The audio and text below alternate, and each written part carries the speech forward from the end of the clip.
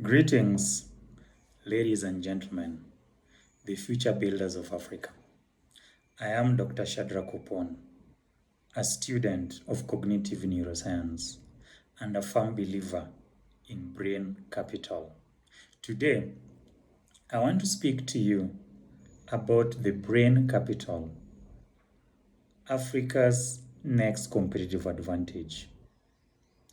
We stand at an incredible crossroads in human history. We are entering the age of artificial intelligence. In fact, we already are in that era. An era where machines can compute, analyze, and generate information faster than we ever thought possible. At the exact same time, Africa holds the greatest demographic advantage across the world. It's a massive, energetic, and deeply ambitious youth population. As we look into the future, a vital question emerges. In an economy shaped by advanced technology, what will determine our continent's long-term competitiveness? The answer is not just faster internet or better software. The true engine of our future economic growth, our resilience, and our shared prosperity is the human mind. Today, I want to introduce you to a concept that bridges human development and economic growth. It is called brain capital. Brain capital is very simple to understand. It is the combination of two things: brain health and brain skills. Brain health means optimal brain functioning. It means our people are supported, healthy, and free from untreated burdens of stress, trauma, or depression. Brain skills, on the other hand, refers to our foundational human abilities: adaptability, creativity, critical thinking, sound judgment, and emotional resilience. Why does this matter so much right now? You must be asking yourself. Because while artificial intelligence is transforming the way we work, it is not replacing the value of human brain. In fact, AI makes distinctly human skills more valuable than ever before. If machines handle the routine tasks, human beings must supply the creativity, the ethics, the complex brain solving problems, and the social intelligence. But here is the challenge we must confront honestly. Across Africa today, we are lacking human potential. On the health side, we carry a heavy burden of untreated mental health conditions. We have an astonishing lack of specialists. In some regions, there is only one mental health worker for every 100,000 people. In our workplaces, for example, there are unseen burnout, which is quietly draining the focus, the stamina, and the productivity of professionals. But on the skills side, our education and our labor systems are struggling to keep up. We face high youth unemployment and a learning poverty gap that leaves too many young people without the digital and social emotional skills. They need these to thrive. Furthermore, we treat health, education, and labor as separate silos. In fact, in many occasions, we fund these separately. We manage them separately, and as a result, our efforts are often fragmented. We cannot afford to leave this tremendous economic potential on the table. We need a unified approach. We need to stop seeing mental well-being and basic education as mere social costs. We need to start seeing them as the ultimate productive assets. To fix this, we can look to global thought leadership. Organizations like McKinsey Health Institute have recently, in collaboration with the World Economic Forum, outlined 5 powerful practical levers to build brain capital. Number 1 is safeguarding brain health. This is basically ensuring access to quality care and building systems that prevent burnout and mental health decline across a person's life. The second level is around fostering future ready brain skills. How do we do this? Through equipping youth and workers with adaptability, resilience, and digital readiness to thrive in an AI economy. Third level is to study and measure brain capital by using data, dashboards, and research to guide evidence-led investments.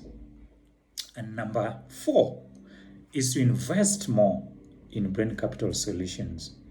How do we do this? By just directing catalytic capital into care models, learning platforms, and workforce innovations.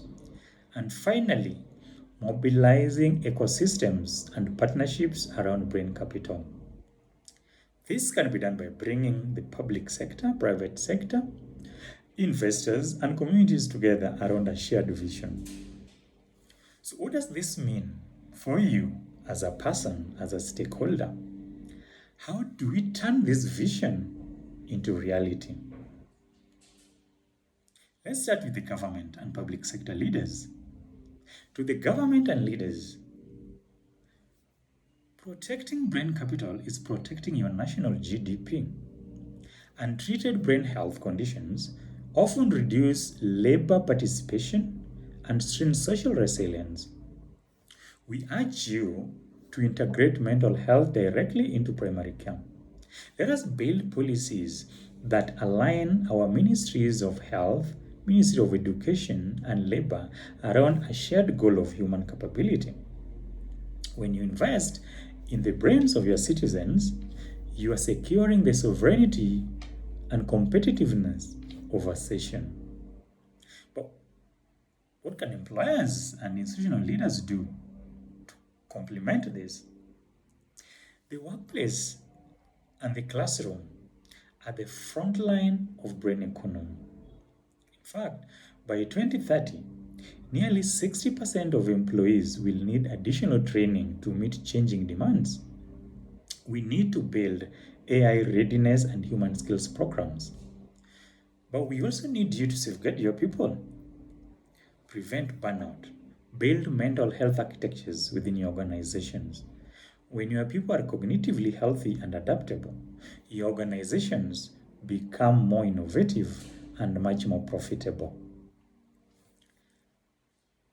The investors and funders play a great role in building brain capital. Where is the next big frontier for impact and financial return? The investors, philanthropies, and development finance institutions might be asking this. It is right here.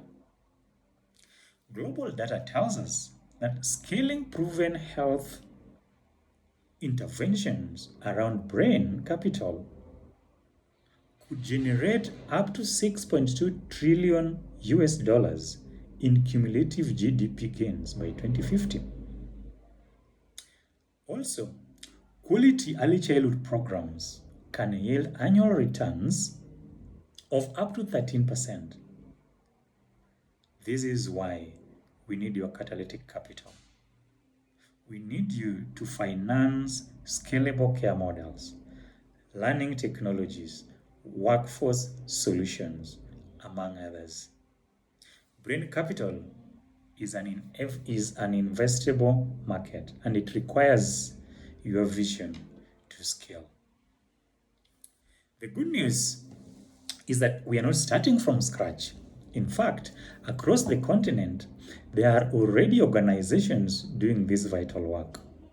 For example, NeuroMinds, which is an African-focused advisory partner that is already helping institutions diagnose gaps, design systems, and deliver measurable brain economy strategies. Other global researchers like McKinsey Health Institutes continue to provide the frameworks we need to measure our success. But this is a collective mission. Africa does not need to choose between human development and economic growth. Brain capital is a bridge between them. Let us safeguard the health of our minds. Let us foster the skills of the future. Let us align our investments and our policies. Together, we can unlock an Africa that is defined by healthier lives, stronger productivity, and an inclusive prosperity across generations. I will leave you with that today. But in the following conversations after this, we will be speaking about what each of those investors and other stakeholders can do to support brain capital and who else is doing the work around brain capital that you can partner with. See you then.